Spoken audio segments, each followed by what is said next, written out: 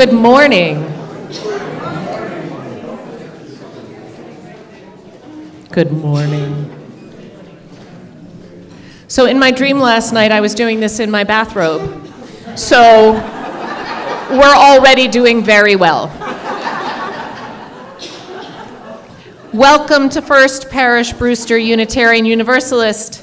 This church was founded in 1700 and is part of a living tradition that draws wisdom from all the world's religious traditions, balanced with the insights of modern science. We call ourselves seekers after truth and practical goodness, because the one thing we can all be sure of is that none of us have all of the answers. We do, however, believe in the power of questions we ask ourselves, curiosity we hold out for one another, and inquiries about how to make this world a better place, one word, one deed at a time. I'm the Reverend Julia Jones, and I use she, her pronouns. I'm delighted to be joined today by Worship Associate Lindsay Strauss. We want to offer our collective gratitude to Kaeza, Ricky, and a whole bunch of other folks offering musical gifts this morning.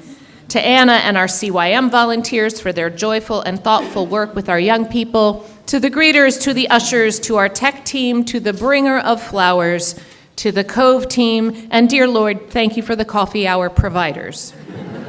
Where would we be without them? Now let us give an enthusiastic and visible welcome to our online friends. We here are so delighted to be joined by those of you this morning who are listening from home or far-flung addresses. If you are far away, we'll see you whenever you get here. If this is your first time here, we are so delighted you've chosen to spend your morning with us, and we'd ask you to fill out a visitor card that you can find in the pocket in the pew in front of you, and we would be in touch, but we're gentle and kind.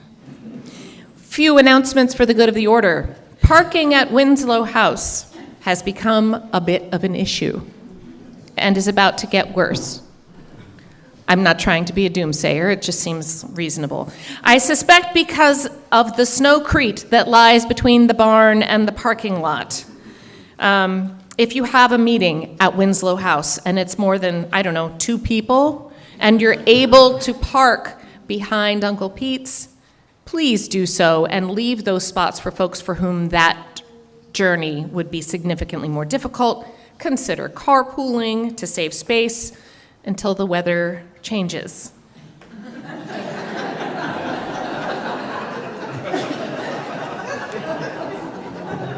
You all have said things about what's normal here on the Cape.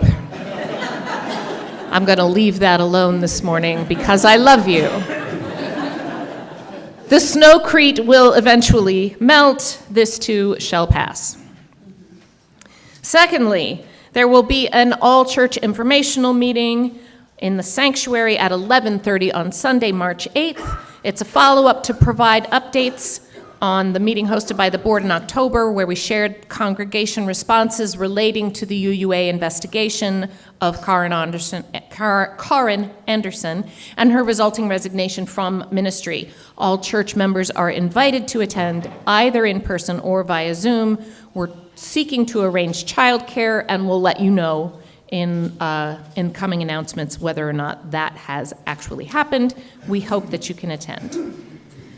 The split plate recipient announced in the Angle this week was incorrect. It is correct in the bulletin. Today's recipient will be Doctors Without Borders, and the funds that are raised will likely be sent to support efforts in Ukraine or Sudan.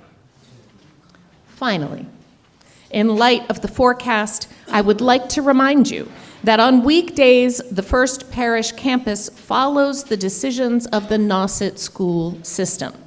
In other words, if those schools are closed, our campus is also closed in the interest of safety and easy snow removal when the time comes, so that your car isn't behind the mountains that the plow could theoretically create if this happens. If you have meetings scheduled tomorrow on campus, and maybe Tuesday, it would be wise to have a backup plan. Also on that front, you may want to know that Agway also carries ice melt and still had some yesterday at 3. All of that, including any snow that may or may not show up, is in the future. Let us now choose to arrive in this present moment by taking a deep breath in and letting it go. And another. Keep breathing with intention, and with each release, try to let go of whatever you need to let go of in order to join us here and now in the sacred space we make together. Let us join together in worship.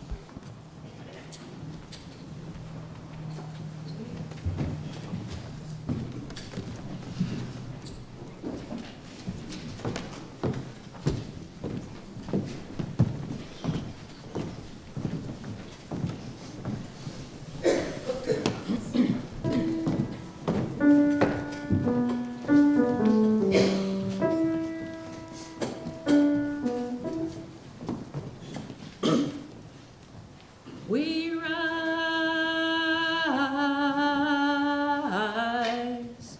humbly hearted, rise,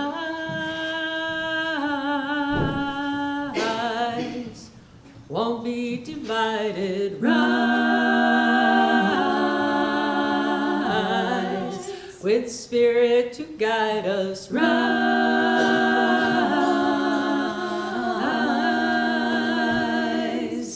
in hope, in prayer, we find ourselves here. In hope, in prayer, we're right here. In hope, in prayer, we find ourselves here. In hope, in prayer, we're right here, and we rise,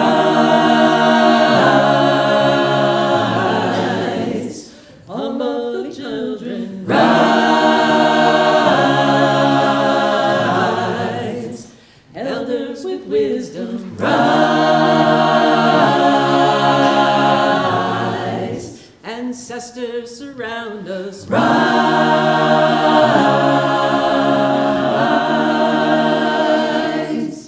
in hope, in prayer, we find ourselves here. In hope, in prayer, we're right here.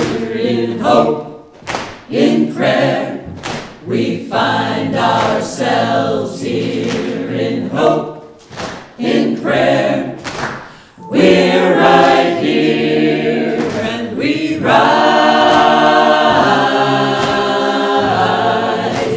up from the wreckage, rise with tears and with courage, rise fighting with life, we rise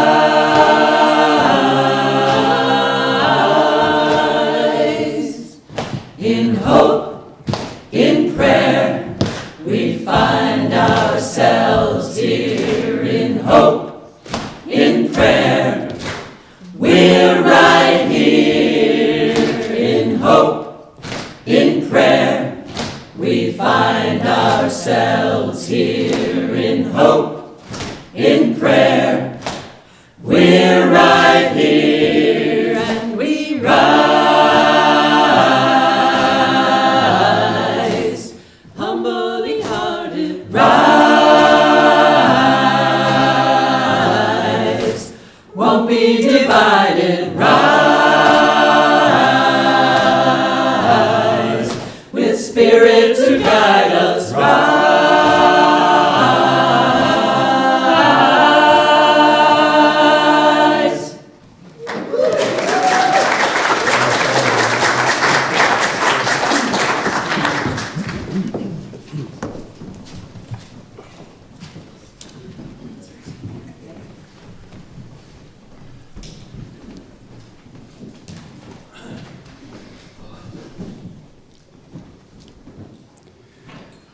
As we light our chalice this morning, these words from the Reverend Scott Taylor.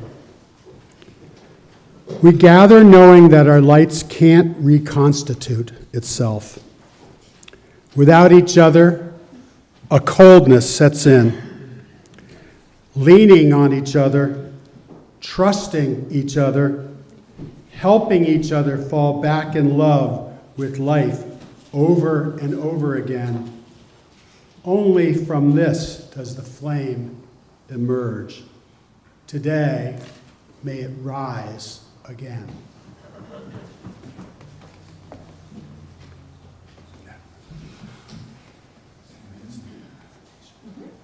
So please rise in body or spirit and join me in the affirmation, which you will find in the order of service. I will speak the plain text. Please answer me with the words in italics.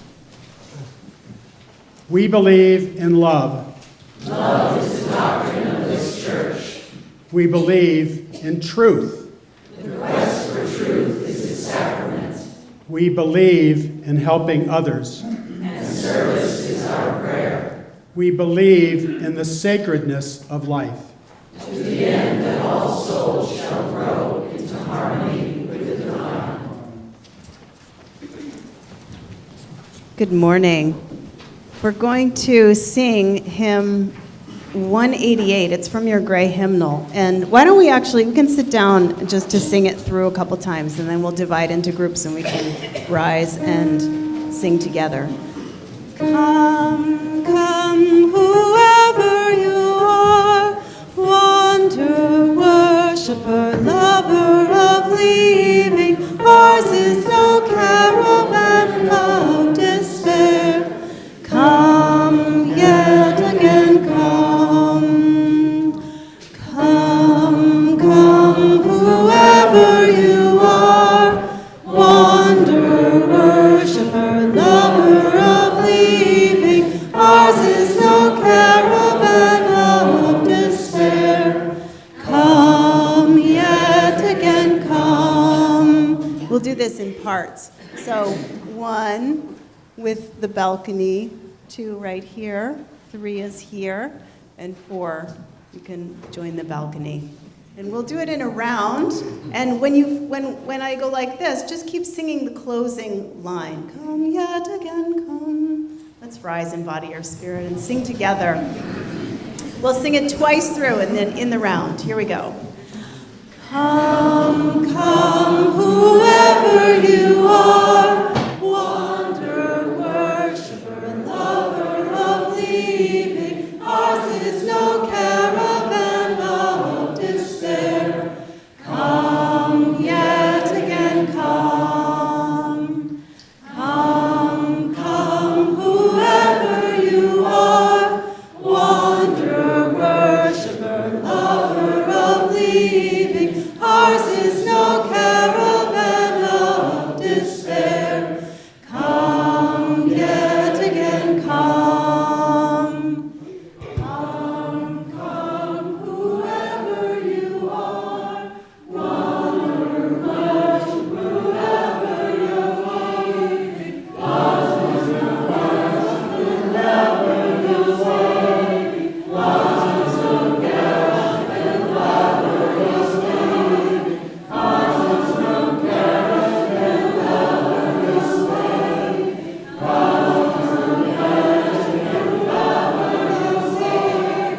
Ours is no caravan of despair. Ours is no caravan of despair. Ours is no caravan of despair. Come, yet again come. Come, yet again come.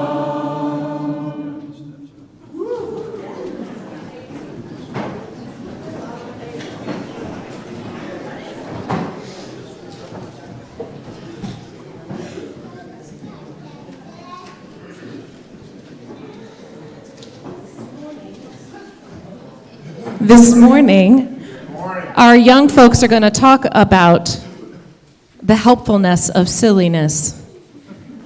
in resilience.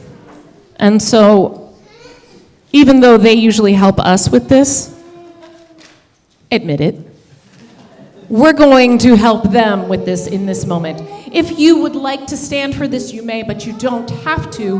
What you do have to do is occasionally put one hand in and take one hand out. Do the hokey pokey and turn yourself about. All right, so however you want to do that, seated, standing, I don't care. It's like, because that's silly. All right, so we are going to do the hokey pokey because that's what it's all about. I practiced that one earlier.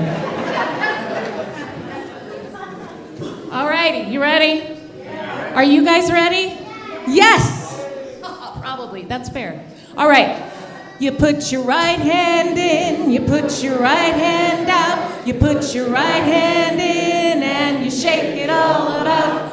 You do the hokey pokey and you turn yourself around. That's what it's all about. You put your left hand in, you put your left hand out, you put your left hand in and you shake it all about. You do the hokey pokey and you turn yourself around. That's what it's all about. You put your head in, you put your head out, you put your head carefully and you shake it all about. You do the hokey pokey and you turn yourself around. That's what it's all about. One more. You put your right foot in, you put your right foot out, you put your right foot in and you shake it all about. You do the hokey pokey and you turn yourself around. That's what it's all about. Woo!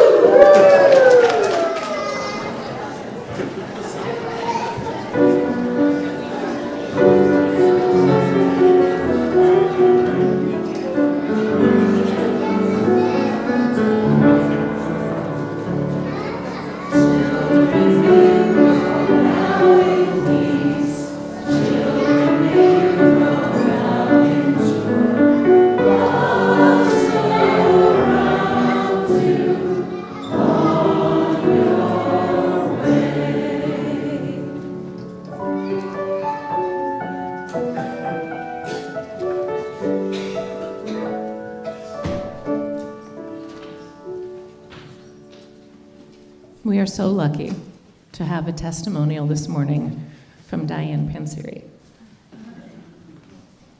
Good morning, everyone. Good morning. When I think about why I give to First Parish Brewster, I realize the story begins with how much this place has changed me and how it continues to shape me. For nearly half my life, I've walked through these doors, and along the way, this place has helped me learn who I am. Over the time, I have grown in clarity, vision, and moral courage. I found a compass here. I remember years ago, either Linda or Gloria saying something like, "I'm happiest when what I think and feel matches what I say and do." And I've spent decades growing towards that alignment. In the early days, there was troubadours and eclectic skits, and the talent, no talent, heart-centered creativity filled me with laughter and joy. There was also a deep sense of wonder nurtured here, a curiosity that stretches from the vastness of the universe to the intimacy of our own stories. I learned that my deepest truths had a place and did not need to be hidden. I remember elders who shaped me here, Jean DeNike, Ellie Fisher, Paul Hush, people who cared deeply about this community and what it stood for.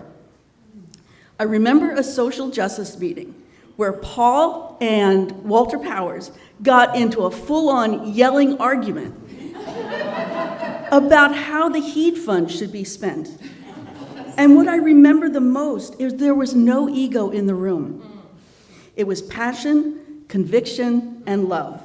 They believed this community mattered and how we care for each other matters. Before coming here, I carried a core belief that people were fundamentally not safe or trustworthy.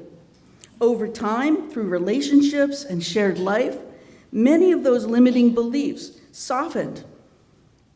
I've been seen, encouraged, and challenged. I found my voice and a desire to know others and to be known. This community invites me to always stay curious, stay humble, and keep growing. Giving feels like a way that I can sustain the community that has given me so much. Thank you.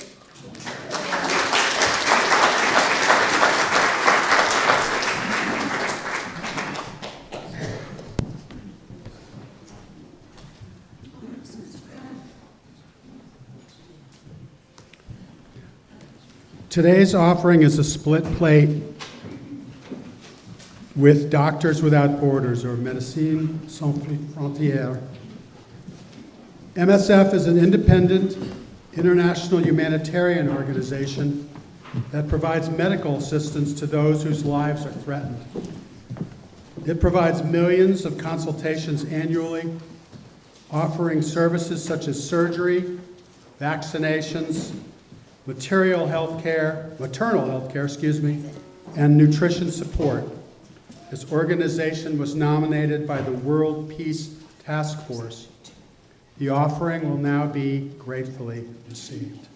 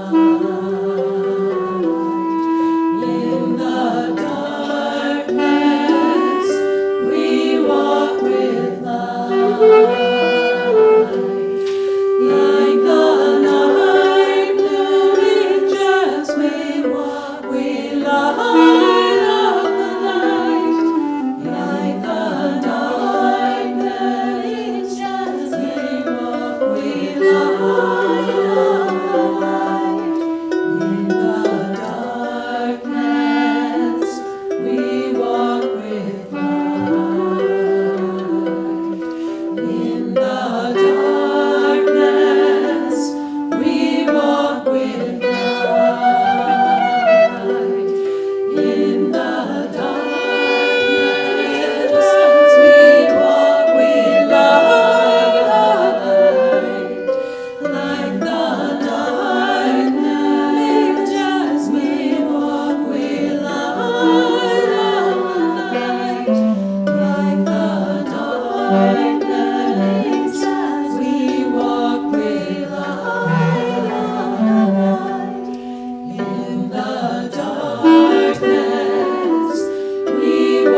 with light. Like the darkness, we walk with light. Like the darkness, we walk with light. Like the darkness, we walk with light. In the darkness, we walk with light.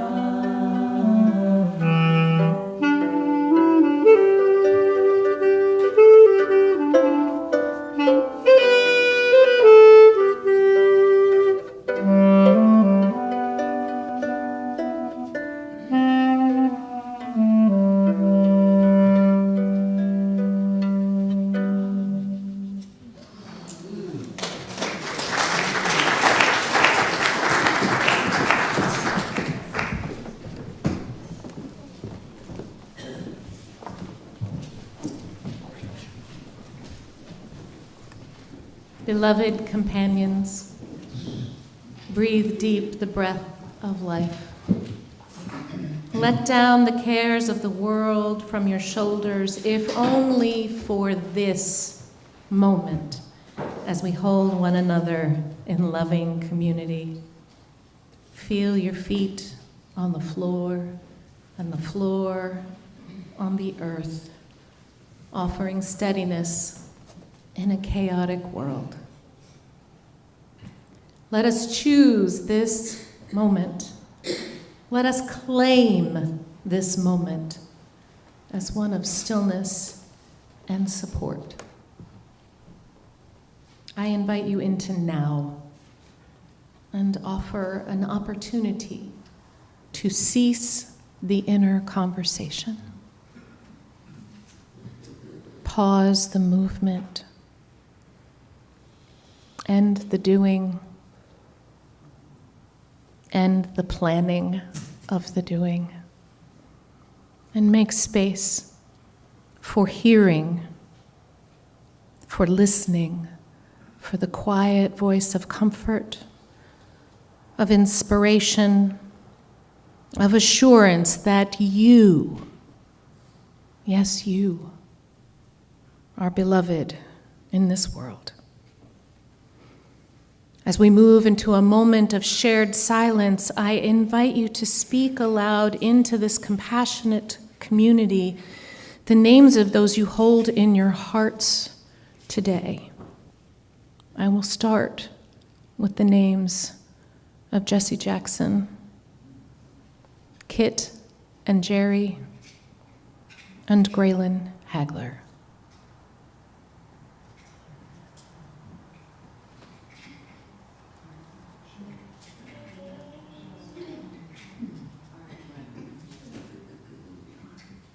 Renee Goods.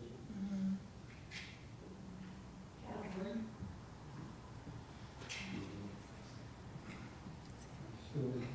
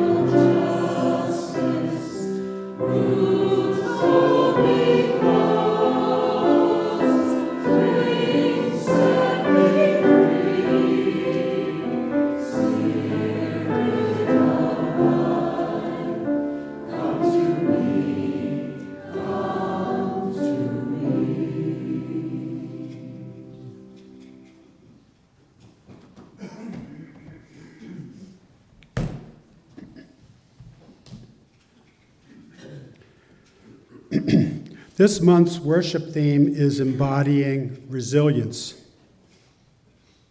At my covenant group this past week, among the questions that were posed as an aid for deep reflection on the subject of resilience was this one. If saving the world seems no longer within reach, how might creating what author, teacher, and speaker Margaret Wheatley calls islands of sanity be our road back to hope? Or put another way, how do we keep up love and connection in a world that seems to get darker by the day? Where are the places we can go where our human spirits can come alive and we can contribute in ways that help move us toward the light? Where we can drink from a fountain of resilience that can help us better cope with the forces of evil hell-bent on destroying us. The metaphor of islands of sanity struck a chord with me. So in answering that question in Covenant Group, I set sail on a journey to pay a visit to those places that have helped me maintain resiliency and to live courageously and compassionately in a world on fire. The first island, the place where I naturally spend a fair amount of time as a single person, is my home, doing the things that bring me joy, like cooking, watching Alyssa Liu light up the Olympic rink, and police procedurals on BritBox. Reading poetry and listening to music. But to quote John Donne, no man, or in this case a transgender woman, is an island, entire of itself. Every man, transgender woman, is a piece of a continent, a part of the main. In other words, hiding, as Simon and Garfunkel so famously sang, in my room, safe within my womb, where I touch no one and no one touches me, is severely limited in its capacity to keep me resilient. All of the other islands of sanity in my life, and I suspect in most of yours, are places I visit with others. Instead of withdrawing from the world, I find places of community. For me, those islands of sanity include being a choir and chorale member, spending time with friends and family, and of course, being part of this blessed community.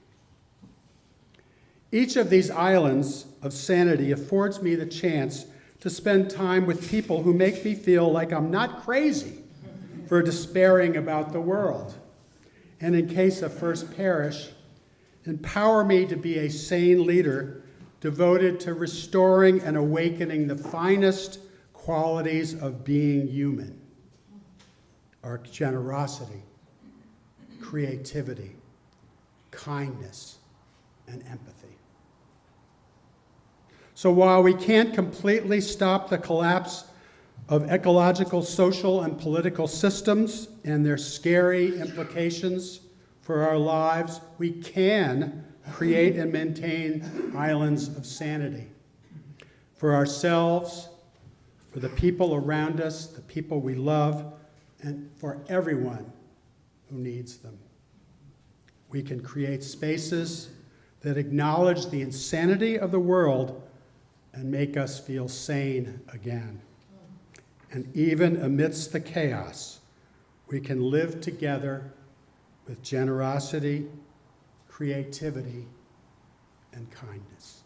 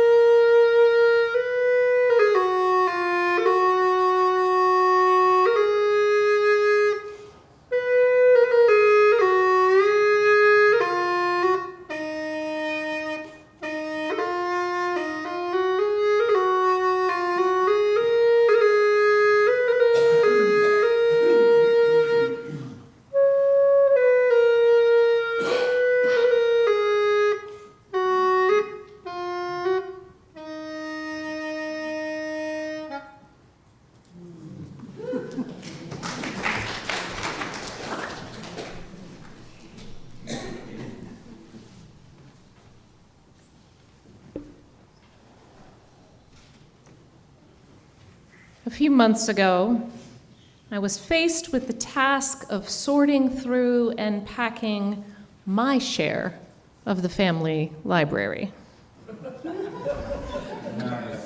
This may not strike fear into everyone's heart, but the bibliophiles in the group will get the dread that the assignment creates. I stared at all of those books, those friends on the shelves, and wondered who would need to find new homes this time. I'd previously culled my political science grad school collection, keeping only the ones with lots of tabs, lots of folds, and a fair amount of pencil in the margins. Don't judge. I'm an excellent student. But this move required me to face the self-help volumes. There on the shelves in my office and on the supplemental set of shelves in the hallway was a diary of sorts, a way to trace that which I had self-diagnosed as things that ailed me over the years, and being a professional student, of course, turned to books for solace, solution, hope. Side note, I would wholeheartedly point you toward the library so that you can avoid the inevitable culling of the hot idea that has since turned cold. As I sorted through the collection of titles in various states from obviously read to completely untouched, I realized that I didn't really need to be reminded of all of the troubles I'd had and the ways I had tried to think my way out of them. I didn't need books on my infertility and the lengths I was willing to go to program my brain in order to safely conceive. I didn't really need shelves of strategies to sort out the complex web of family relationships that I've either since addressed or accepted as is. I didn't need reminders of the moments of self-delusion I engaged in when trying to figure out who to be when I grew up. And once you've figured out what color your parachute is, you don't really need the book anymore, right? But there they all were, the stones on the path to at least part of who I am now, how I interact, how I see myself. So many instruction manuals on how to feel better. Secrets to happiness, radical acceptance, magical thinking, thinking magically, and then there's the whole how-to of it. How to lead, how to be less anxious. We didn't do that one very well. How to live longer, how to cope with whatever, being human. And don't get me wrong, some of those books were really, really helpful. But I fear that this genre and the sometimes highly focused navel-gazing it can induce bears a secret message, an unspoken assumption that is not just inimical to our general mental health, but one that runs up against our values as Unitarian Universalists. I also fear that for folks of privilege, there's always the option of simply making self-improvement our sole focus for years and years at a time. The hidden message of my shelf of self-help books, that's hard to say, just so you know. The probably unintended communication is that when there is a storm in my world, I am the problem. This was echoed for me years ago when I had the audacity to question a rising self-help guru, that's too strong, but whatever, we'll go with it, who was offering an educational program to certify people in the new set of strategies and tools that she was promoting. These newly certified folk would then offer their services to others, helping them or certifying them to become experts. I began to itch when I realized that fees from each new person traveled up the chain of certified masters to reach the point of origin, the source. I asked this practitioner, who I considered a friend, if it didn't feel a little bit like a pyramid scheme.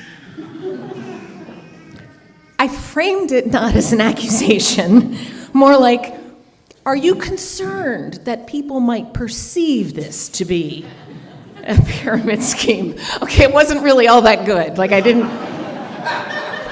soften it that much. But I really wanted to know. She was smart. And I wanted to know if she had thought that through. She paused, and then she said, I wonder what it is about you. You getting it? You there? I wonder what it is about you that makes you suspicious like that. That makes you look for danger. That makes you so untrusting. Oof. She spoke the secret self-help message out loud. She turned my problem to my innards. And she knew me well enough to choose just the right innards. And I'm embarrassed to say that in the moment, it worked. I set down my question, picked up the self-examination that would redirect me, and that would move me away from my question about an ethical concern in the system, and find evidence of my own fault instead. This is an extreme example, but I'm confident it applies more generally. Once begun, that examination of the ways that I am lacking can take infinite amounts of time. And the question about the system is permanently set aside. I bet all of you could reasonably tell me why it makes sense to start with our own individual selves, because we've wholeheartedly accepted the idea that we cannot change other people, but must look for change in our relationships, which is the whole world, by the way. It's all relationships, through our own adjustments. Oftentimes this is phrased as control, and that makes it feel more compelling, right? You can't control the person with whom you have a problem. You can only control what you do, how you respond, how you react. And there's a certain obviousness to this, right? Anybody who's ever spent time with a toddler gets real clear about the limits on trying to actually control another human being. And we could all improve, right? As someone with a brain that leans anxious and overly chatty, I've long been interested in practices associated with Buddhism as tools in my particular toolbox for cultivating mindfulness, calm, dare I say, equanimity. The benefits of mindfulness and meditation are a proven medical and mental health fact. And I've had people suggest to me that the way to world peace is through inner peace. Surely a great deal of our conflict, particularly those that are fueled by ego, could be avoided if everyone would adopt tools for greater inner peace and tranquility, would actively seek the presence of mind to release the call of ego and strive for peaceful intentions and actions. There is a proud tradition of Western Buddhism in this country that I do not intend to shade with any of this commentary. I'm merely pointing out that it seems to me that we so easily get lost in a solution that depends on our singular transformation. While I wholeheartedly agree that it's helpful and healthy to recognize the limits of our control in any particular situation, because we can't make other people do what we want them to do, and therefore working on how we respond, how we react, and how we interpret demonstrates a certain amount of earned wisdom. The fact of our limited individual control, however, does not mean that we cannot change things outside of our own heads and hearts. And while we may be at fault for co-creation of situations and problems and responsible for our reactions, that does not mean We should not question the systems that define so much of our lives. A friend told me the other day she needed to get better at reacting to the news.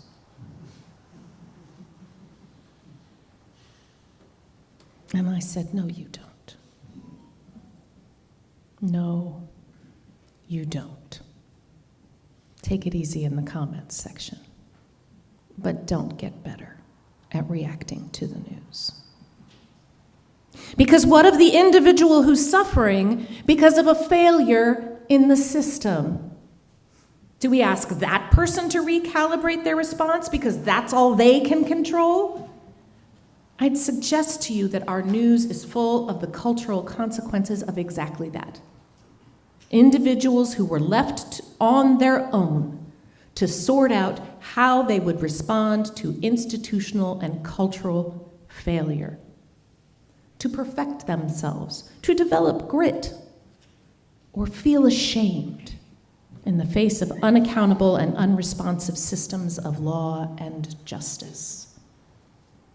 The messages that our high-octane and highly profitable self-help industry sends to victims and to folks who live on the margins is that we will not be providing bootstraps, but we expect them to be used. America's rugged individualism is for sale in bookstores near you. I believe we have a unique opportunity in this indescribably difficult time. We have this moment of identifiable system failure when we might be able to see the holes in the arguments we have made and those that we have been fed. We have the opportunity to recognize that it is time to stop talking about bootstraps altogether and rather to ask why so many people don't have shoes. In this time when the news is nearly abusive to so many of us, I would ask that you set aside any thought you may have about how you should or should not feel about it. I would ask that you set aside the list of what you need to work on internally. I would offer you the advice that I received from a colleague years ago. Dear one, she said, it really is okay to aim for a B. I hesitated. She said, Lord, okay, a B+. And I've held on to that. See, when it comes to my internal work, there is no there. There's no arrival point. There's no moment when I will be done. There will always be something to notice, to be aware of, to attempt to shift in the interest of better relationships, greater internal harmony, healing from the past. But I can release the expectation that I will ever get it right enough to move on to the problems of the world. I can zoom out enough to see that I shouldn't delay the living that I need to do outside my head in favor of a gold star in thinking better. I like gold stars. In a time when the failures of the system are causing harm, I do not have the luxury of only working on inner peace. I have to show up, which echoes the advice from my dear departed dad. When I had survived a miscarriage and was struggling with recovering my spirit, my dad, who was concerned that I was going to make a mess of graduate school, said, you know, kiddo, most of the job is just showing up. If you can get there, if you can get dressed and get to class, you'll be most of the way to where you want to be. He would never tell me to shoot for a B. But that's what he was hinting at. I don't know if he knows that. That's fine. But he was right. When things are dire, it's tempting to stay in our heads and try to sort them all out, to develop solutions, to come up with the perfect answer, to perfect our contributions. When I'm ready, when I'm better, when I've got the perfect slogan and the perfect sign, when I'm well rested, when I feel great, when I have enough gas in the car, when my other friends are going to Hyannis. That's when I'm going to show up. Mostly we just need to show up. Because the culture and the daily situations in which we find ourselves are not meant to be addressed alone in a quiet room. The problems we have are group projects. That's like the worst news in the entire world for good students. The problems we have are group projects. They are all the result of intentional and unintentional collaboration, and they will only be solved. We will only make real progress if we work together now, just as we are, not in some imagined future where we have all worked through all of our internal challenges. We will need to bring our current selves to the table of community where we will make mistakes again. We will, at times, behave badly again. And we will, on occasion, hurt one another in our striving to work together. We will likely need to have tough conversations that include explanations and apologies, because folks who are imperfect bump into one another and leave marks from time to time. Moving forward as a culture and meeting the moment we face means showing up when there is trouble in the web that holds us all. It means being here for one another when there's a problem, being here when someone is hurt, being here when someone needs consolation, showing up when the service was written for us, and staying even when we're not so sure about that. Being here because our commitment and because showing up is a thing and we do not need to be perfect at it. Being here in community and the other communities of which you are a part. Showing up for that. That is most of the work. And you will never know the extent of your impact when you just decide to show up and keep showing up. You are a light in the darkness just by existing. You may not even know it. I'd be willing to bet every one of you that there is someone here in this sanctuary who looks forward to seeing you here. They may never even tell you. They may never have words to share that you help make this community for them. They may not be able to put their finger on why it helps them to see you there. They may know exactly why, but it feels too much to share. You may not feel that you have a lot to offer, and friends, I hear that. I don't always wake up sure that I'm serving anybody. And please don't console me about that. I'm just talking about people, and I'm a people, right? And some days, I'm not sure that I can do anything for anybody. But here's the thing. I can run circles around some cognitive behavioral therapy. I can work my thoughts and try to change my outlook. I can journal. I can do all the things. And to be really, really honest with myself, with you, with the universe at large, that uncertainty about my capacity to meet this moment doesn't really back off until I show up as my gloriously imperfect self and live through it again and again and again. You are ready. You are perfectly imperfect, and that is enough to meet this moment with all of the commitment and vigor it requires. You are, in fact, quite brilliant. You are fearfully and wonderfully made, and we need you, just as you are at the table. Won't you join me? Amen. Amen.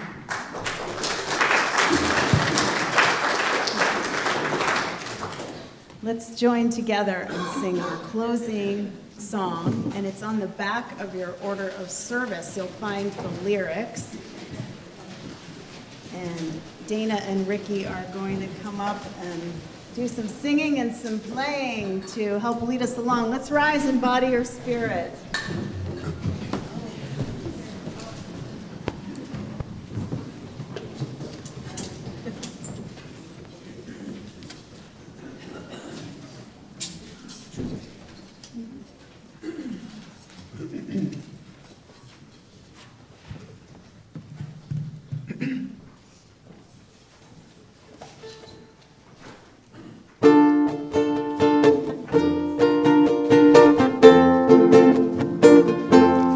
If you knew me, would you save that seat for me? If you knew me, would you finally let me free? We're all blood brothers. We're all blood brothers.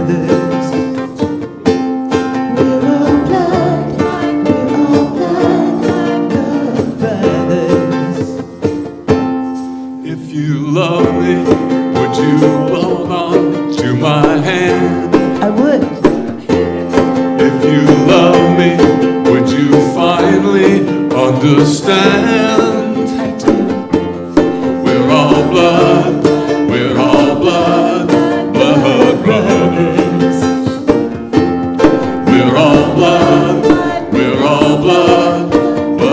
brothers. What you need, I need too. What you are, I am too. Because we're all the same, under a different name. We're all blood brothers. If we're all blood, we're all blood brothers. If you knew me, would you lift me from the ground? If you love me, would you even hear me make a sound? We're all blood brothers. We're all blood brothers.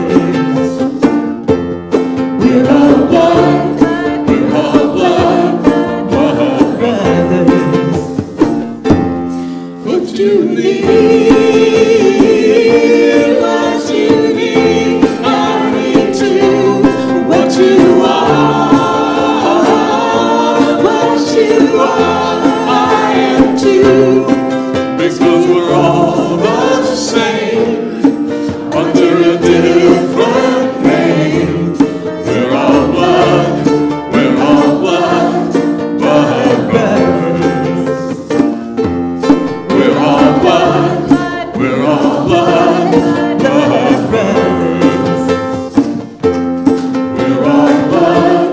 We're all blood sisters.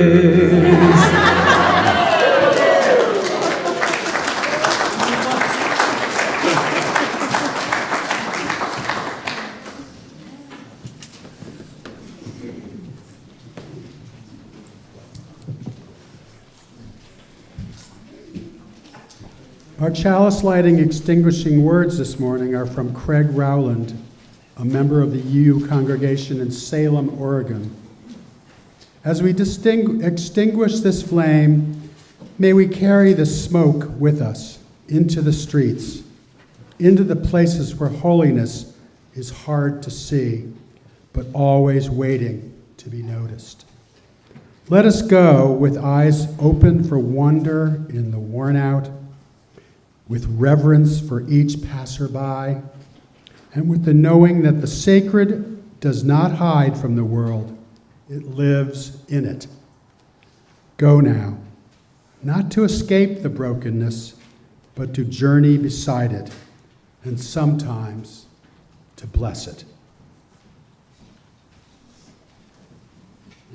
Friends, if you're comfortable doing so, please join hands. If you're not, that's totally okay. Just give yourself a hug. Know that whatever taste or touch you've had in this time and place of hope, of peace, of joy, love, or gratitude, that is the gift that goes with you out into the world. We are different for having spent this time together. Life is short, and we do not have much time to gladden the hearts of those who travel with us, so be swift to love. Make haste to be kind, and wherever you go, be bold and go with great thanksgiving. Blessed be.